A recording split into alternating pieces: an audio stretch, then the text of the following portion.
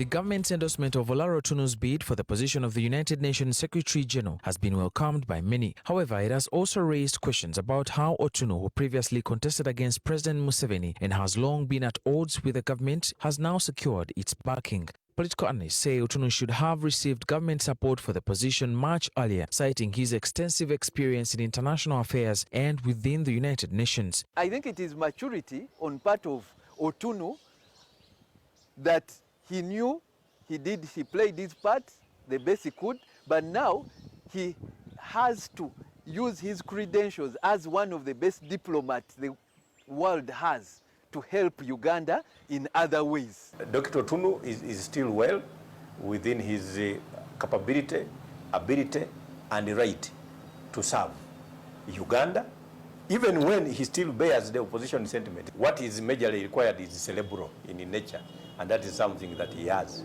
in plenty. Historian Dr. John Paul Kasuja agrees that Otunnu is highly qualified for the role. However, he says that based on his understanding of how government operates, such an endorsement is unlikely to have come without prior engagement, suggesting there may have been discussions, compromises, or agreements that remain unknown to the public. That is not how President Museveni does his things.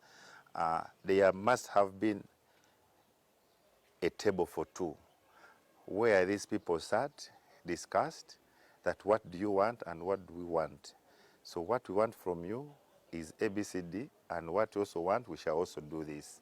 So there must have been a compromise at a certain level. DP Deputy President Fred Mukasambide says he does not believe Otunnu's views about the government have changed. He argues that the office of the United Nations Secretary General does not place its holder in competition with the Ugandan government and maintains that Otunnu can still retain his opposition political identity.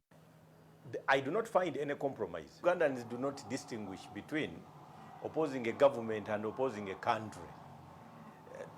This is a sub-regional appointment. It is a sub-regional election.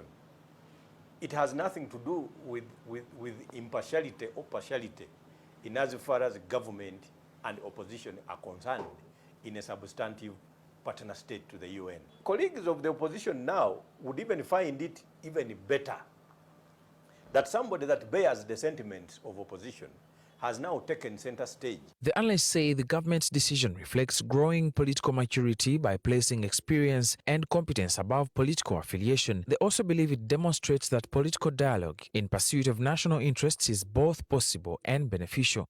This gesture by the NRM government to look at the best experienced and also is